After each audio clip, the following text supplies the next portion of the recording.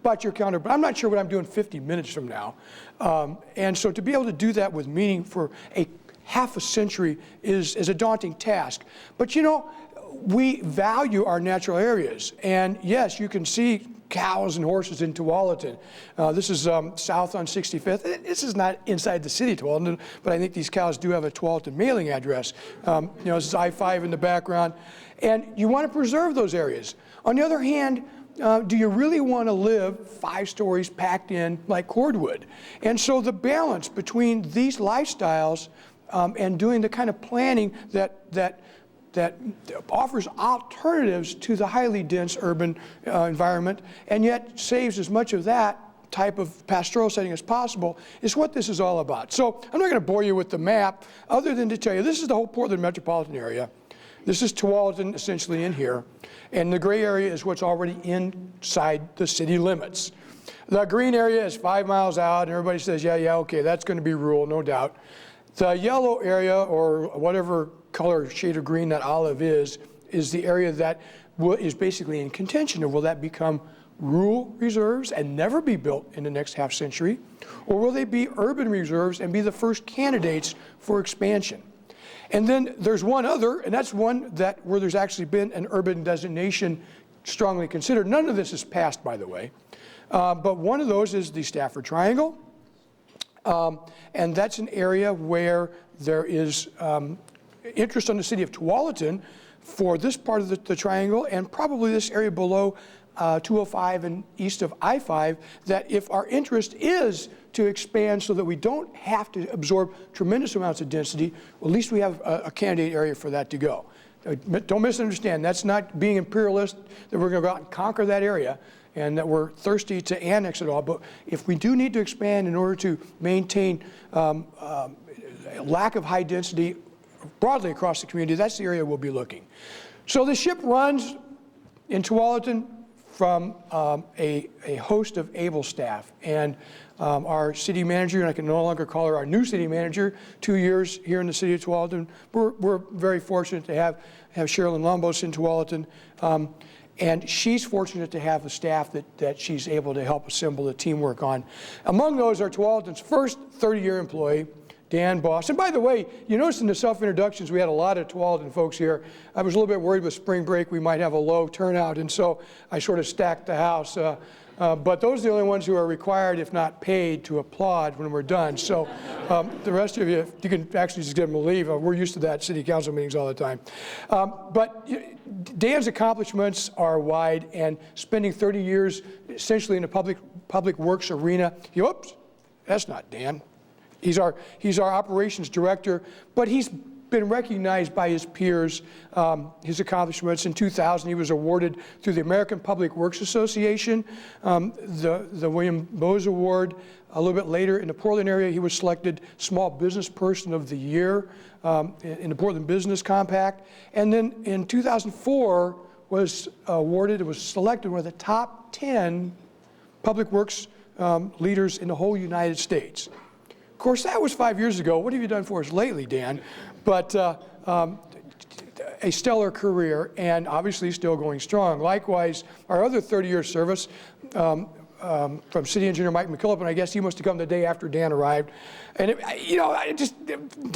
Mike has pretty much built everything you see in Tualatin, but the poor guy has been to almost 1,000 city council meetings. That's more than me and Truax put together. And he's still sane. The dwelling units in Tualatin, the industrial, the commercial, all under Mike's leadership. And he predicted that the 96 flood would be higher than anyone would believe. And maybe not the most tenured, but certainly the most decorated of our staff is our police chief, and that's because you don't argue with a guy who carries the gun.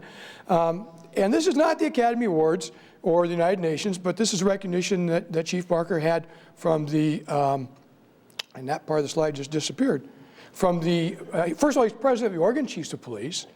He's appointed to the executive committee, which is like the board of directors for the International Association of Chiefs of Police, and he is the incoming president of the National State Association of Chiefs of Police. So we're proud that Kent is doing us and his industry proud.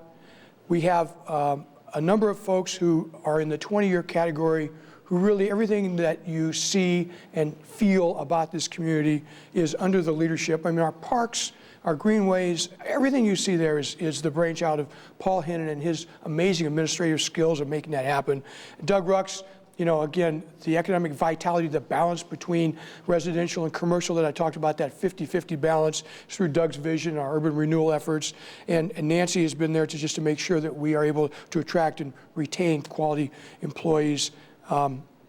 Brenda Braden, our city attorney, has been with us, I'm guessing, 15 years by now. We actually got an IT manager a few years ago. We came dragging, kicking and screaming into the 21st century. And John Wall keeps all the equipment running, and Don keeps us out of financial trouble. Our board of directors, our city council, I have the pleasure of working with some really, really neat people. You know, I can tell you a lot about how we work together and how we share our ideas very frankly, very candidly, sometimes with vehement disagreement, but always with a common goal, and that is, how does this become a better place to live? And we have a pretty good mix of folks. These are intelligent folks, these are thoughtful folks, these are insightful folks. Mainly, these are really, really hardworking folks who put in tons and tons of hours for you because of the community that they love. And you know, Ed's been on the council, he's in his third four-year term. Chris Barheit is in his second. Monique Beichman is just entering her third year. We have a diversity in gray hair and red hair and long hair and short hair. But all these folks are incredible people. We have professionals, we have self-employed small business owners. We actually have an assistant attorney general from the state of Oregon. And our newest, Joelle, who's been with us 3 months, but I tell you, she's no rookie.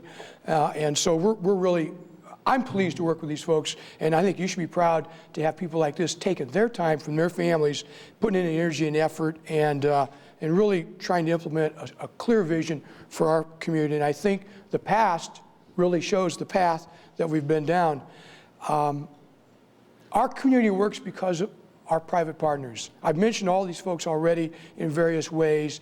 All these events, all these activities are done not by the city of Tualatin with a capital C like City Hall, but the community of Tualatin. I just can't say enough thanks to all of you and to the people who live here for all you do, for the support that you give us, but more importantly, for making this community run. And if you've seen this presentation in prior years, this slide will be here as long as I'm mayor, and that is, I get a chance to travel around the United States and visit communities all over America, talk to elected folks, city, county, state, federal folks, and there's no doubt in my mind that Tualatin is the best city south of the North Pole.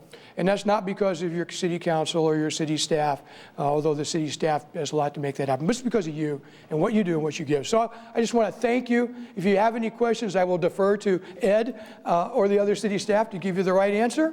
And at any time, the door is always open. Whatever we can do, we're here to serve you. Thank you.